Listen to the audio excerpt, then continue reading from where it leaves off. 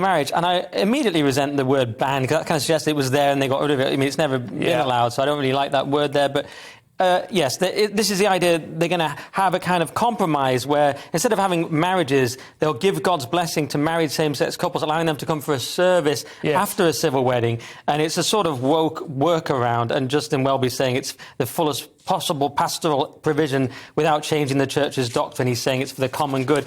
Basically, it's a fight over the corpse of the Church of England. I mean, Penny Mordaunt has been pressuring them to do gay marriage. We already have, obviously, gay marriage under the state, which is fine. But now there's this pressure to make churches do it as well, which dilute it endlessly. Rowan Williams yesterday, slightly different story, but he apparently regards transitioning as a sacred journey.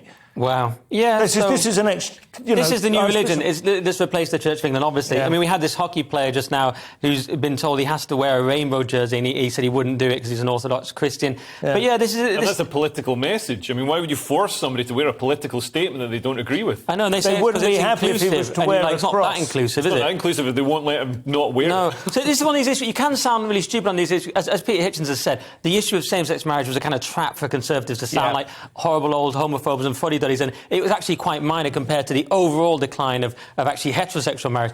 And then, then that's separate from the church, which is like the next step of it's in the Bible. That's what the Church of England believes. Yeah, but there's lots of stuff that's in the Bible that the Church of England doesn't adhere to. I mean, the strength of the Church of England and the strength of Christianity is that it's reformist. So, the Church of England was formed based on dropping something that was in the church. I mean, I don't want to see the Church of England split again. I think it's. You're right, though, of course, and the interesting thing, as I'm sure we must have covered on here before, but the conservative element in the Church of England or the Anglican Church is the overseas bishops, isn't it? The African ones in particular, who are very conservative. So is this what drove this would be to some extent the stop. If it had just been left, I think, to the British churches, literally the churches of England, I suspect they would have gay marriage. Yeah, and I just want to reply to Leo's points. One, it's based on Martin Luther and Protestantism being based on reform, but then you can reform yourself into oblivion and pointlessness. And the other thing you said, I was going to come back on, was, what was the other thing you said?